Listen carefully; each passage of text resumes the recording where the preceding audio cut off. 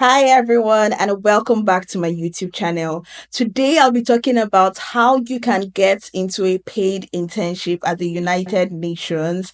I interned at ITCILO, which is a United Nations agency. So, if you don't know, ITCILO means the International Training Center of the International Labour Organization. If you came across this short that I made last week about the butterfly effect and how it led to me working at the United Nations, then you need to stay to the end of this video. Don't forget to subscribe, like this video, and share with anyone that needs to see this. In 2015, I got an acceptance into a Canadian university but couldn't find funding. And in looking for funding, I stumbled across Do Something. Do Something is an organization that is very big on social impact, and sometimes they organize competitions where you can contribute to the sustainable development goals but at the same time win prizes. And that was where I really discovered about the concept of social impact, social entrepreneurship, the sustainable development goals, United Nations, and all of that. So entering into a Nigerian university, I knew I had to be part of a community that advocates for SDGs, that advocates for social impact. And that community for me was Enactors. In Enactors, we would work on projects advancing the sustainable development goals, pitching in competition, just gaining real time experience even as students. And eventually I became the president of Enactors on my campus, and this brought a lot of exposure. Now coming back to how I discovered ITCILO. Prior to working at ITCILO, honestly, I didn't know about ITCILO.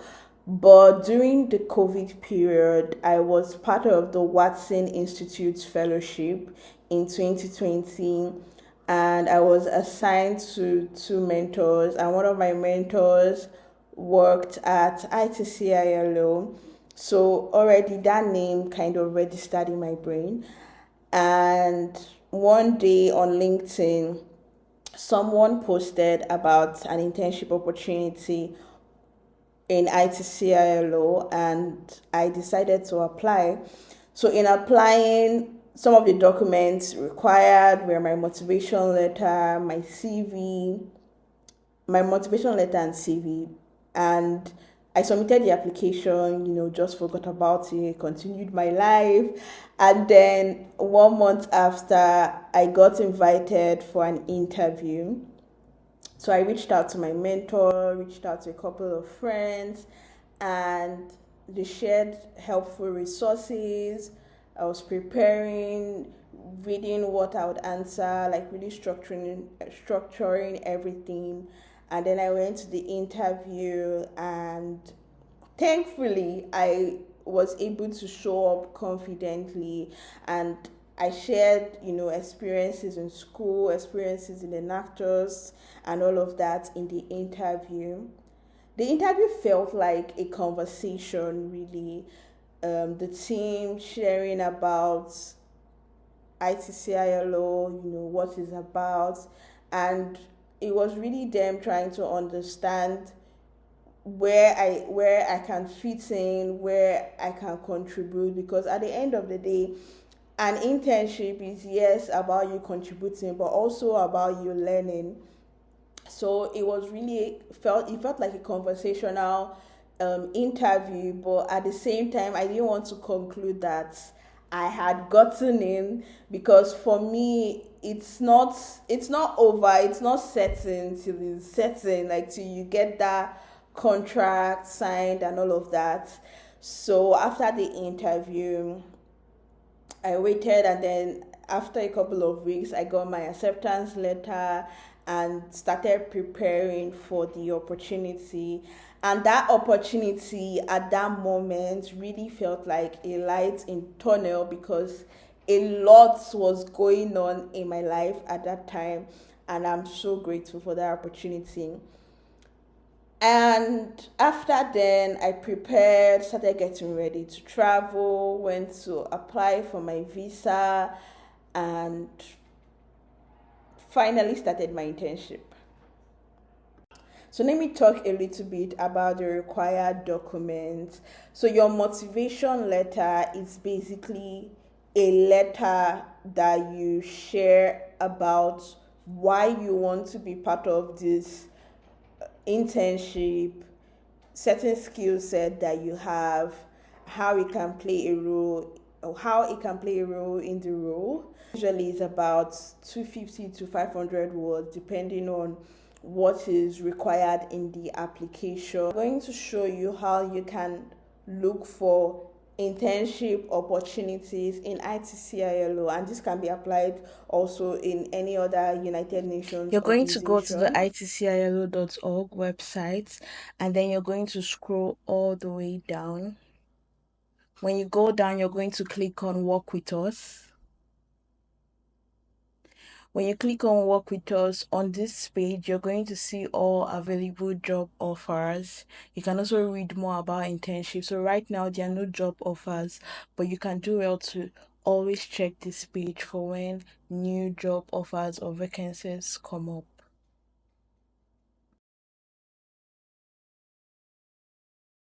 Usually you want to keep your CV very simple, like black and white, very clear, very detailed. And if you're looking at my background and saying, oh my god, like I don't have experience volunteering and all of that, maybe you can start volunteering now, start gaining that exposure now. And also, what you can do, or what I usually do, is search for roles that I want and then check the required description and skill set needed, and you start building for it. So even if you can just assess yourself realistically and tell yourself, like, am I ready? Yes, I really want this internship in a United Nations organization, but based on my profile now, based on what I've done now, what do I need to improve on to stand a better opportunity of getting this role? So it could be things like volunteering, as I said. It could be things like maybe your certification in a particular skill set that you're going for. So let me give you an example. If you're someone that wants to apply for a social media intern role, can you like start volunteering in organization on your campus to manage their social media handles? Can you start building proficiency in tools like Canva, Google Analytics, and all of that? So these are things that you need to assess and kind of know, how can I improve, and how can I stand out in this application. Once you've submitted your application, please don't overthink it. You can go ahead to apply for other UN roles, and if you get a rejection in any of the applications, please don't take it personal. Know that some of these applications are very, very competitive. Even I myself have had lots of rejections and still have more rejections in some of the organizations. So don't take it personal. Just as I said, reevaluate. Is there something I need to build more on? Is there something I need to gather more experience in? It could be languages. Oh, okay, I know English well, but can I learn French? What you should also look out for is to apply for roles that you meet the minimum requirements.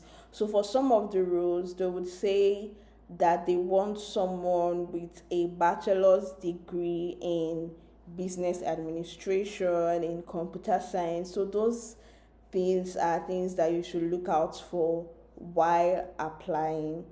And even if you don't have, maybe you want to apply for something and it said it needs bachelor's degree in computer science, and maybe you don't have a bachelor's degree in computer science, but over the years you've actually gotten skills in computer science, make sure to properly articulate it in your CV and properly articulate it in your cover letter. So if you've liked this video so far, Do well to like, leave a comment, leave your questions.